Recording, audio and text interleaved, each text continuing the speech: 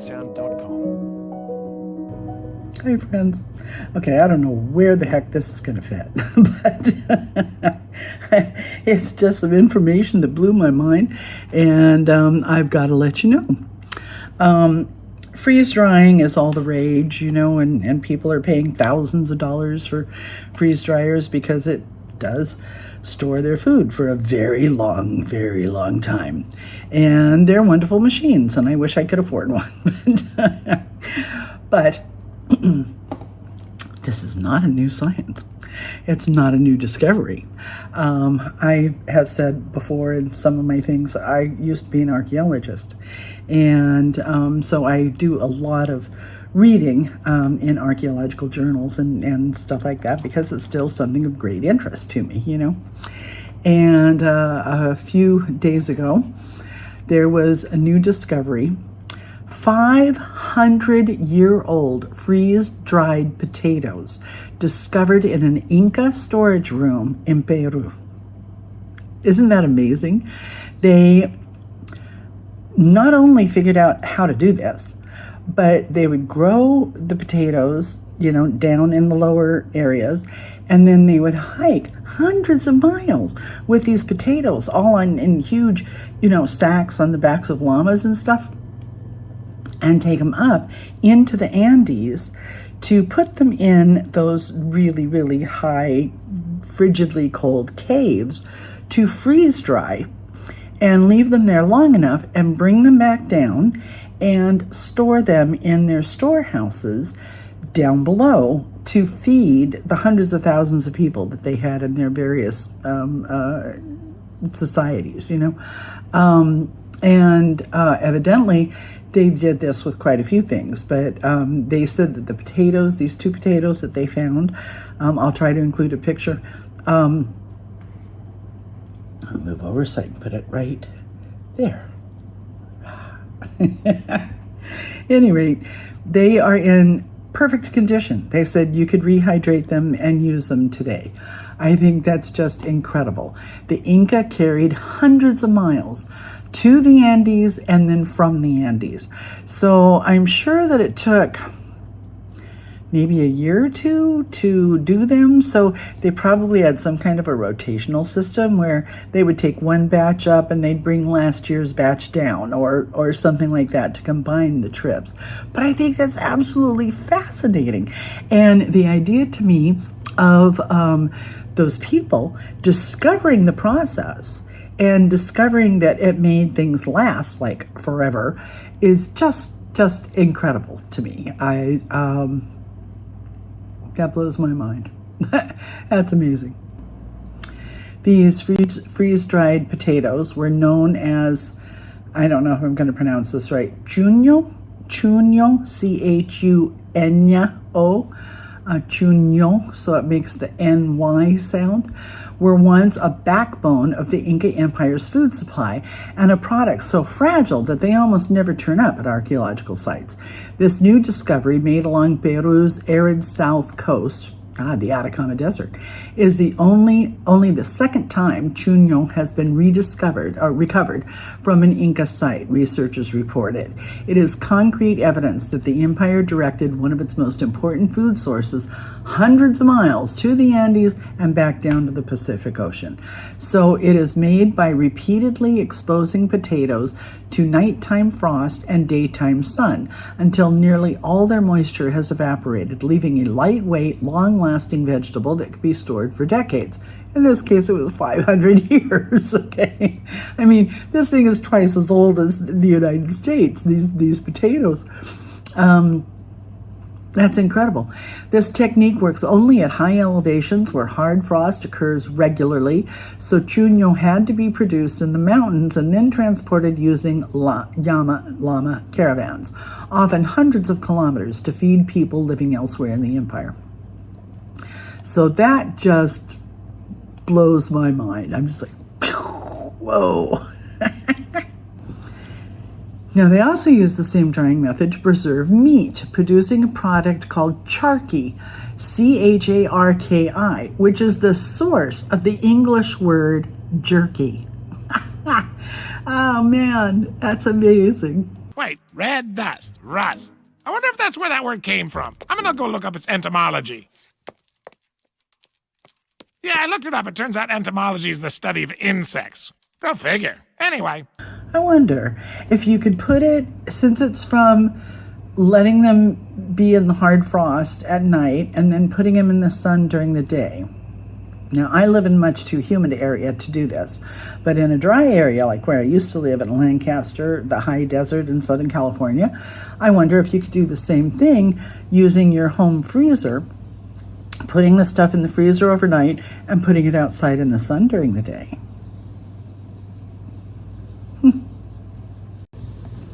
Just weird. I think this is interesting. My hair is still red here, but you go here and it's all white underneath. That's weird. I mean, at the temples, this side too, but that's interesting. I wonder why it does that in some places and not in others. And I would think that the white would be where the sun is the most rather than underneath, but okay. When braid later. Okay, mummies. Unlike Egyptian mummies, which relied on elaborate artificial embalming, Peru's naturally freeze-dried mummies, or dehydrated mummies, were preserved by the extreme arid conditions of the desert coast, those are the dehydrated ones, or the freezing high-altitude peaks of the Andes. Okay, so it wasn't, they knew about this, and this is how they preserved these people. Obviously they used it for foodstuffs too. The potatoes, is what brought me here. So I just think that this is absolutely amazing. These remarkably intact figures provide a deep insight into ancient pre-Columbian and Incan traditions. Now, natural desiccation. What I used to do, I didn't need a food dehydrator in the past because I lived in the desert, and I had an 8-tiered netting thing that I hung, and everything would just dry naturally in the desert because it was so arid.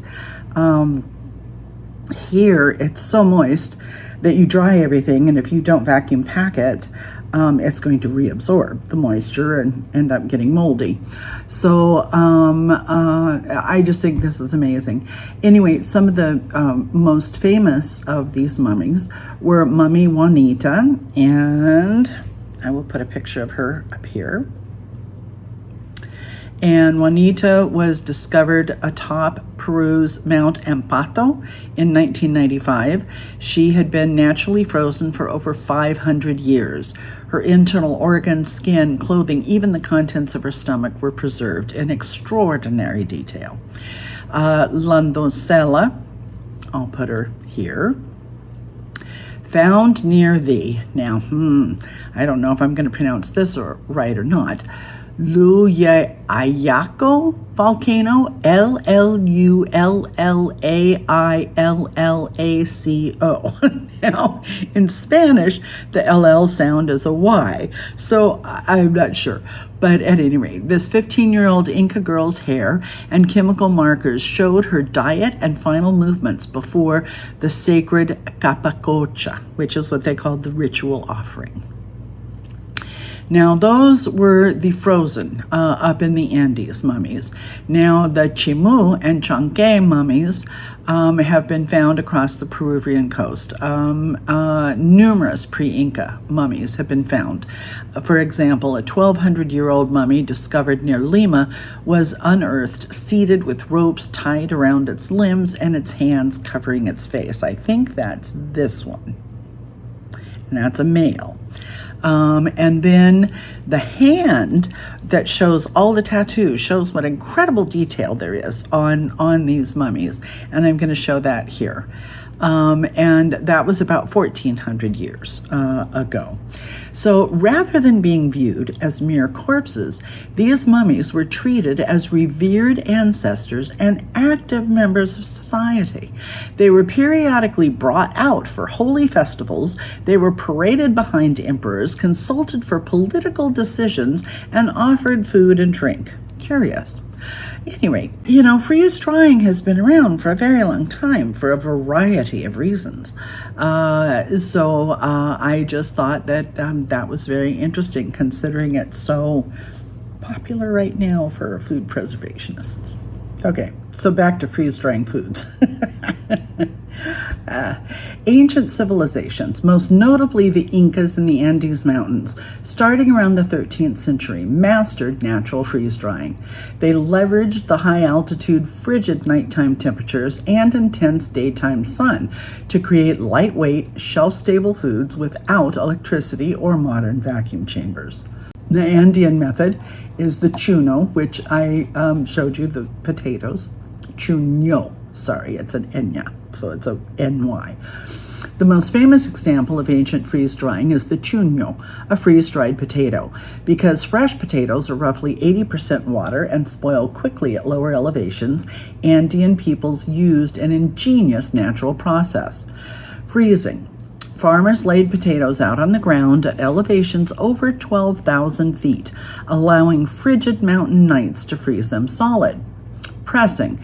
In the morning, the villagers would trample over the frozen potatoes to squeeze out excess water and break down their cellular walls. Sublimation. The sun's heat during the day would cause the remaining ice inside the tubers to sublimate, turning directly from ice into vapor. Storage. This cycle of freezing, trampling, and sun drying was repeated over a few weeks until the potatoes were completely dehydrated, light, and easy to transport. Okay, well, my guess of it being a year-long process or something was obviously very off. I was using what things look like in the freezer from freeze drying, when you leave them there too long, as the example, but I wasn't aware of the trampling. So anyway, now they're saying why this technique mattered. Toxin removal.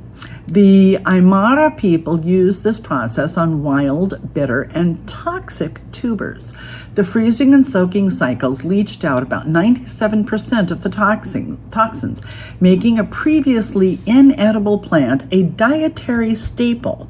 How do you think they figured that out? My goodness. Extended shelf life.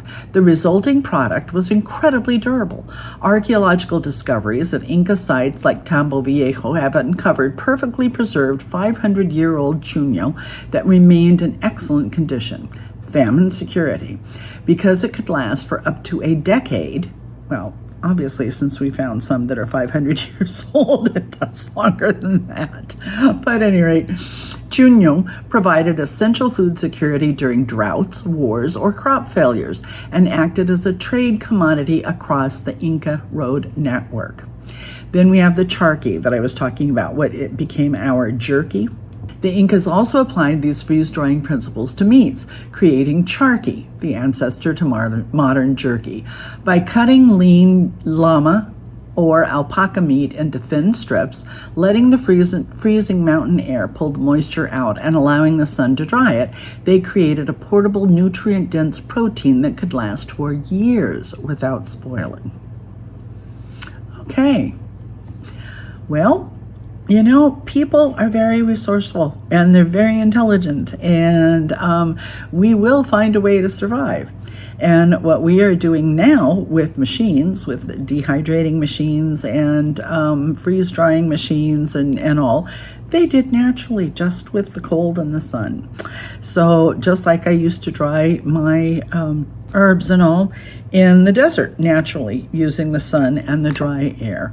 Now where I live now, because of the excessive humidity, I have the heat, but nothing dries here. In fact, if you don't run dehumidifiers in the homes, a lot of your stuff gets moldy, just in your closets and things, your clothing, your luggage. I had this one beautiful, still have, but beautiful leather duffel bag luggage, and I had it inside of a larger wheeling, like airport type luggage, and I opened it up to pack because I'm going to the United States, to California, to see my doctors and all the beginning of next month, and it was just covered with mold inside. So I had to get my olive oil out and clean it all up, and spray Lysol on it and all to kill the mold spores and all of that, and refresh the leather.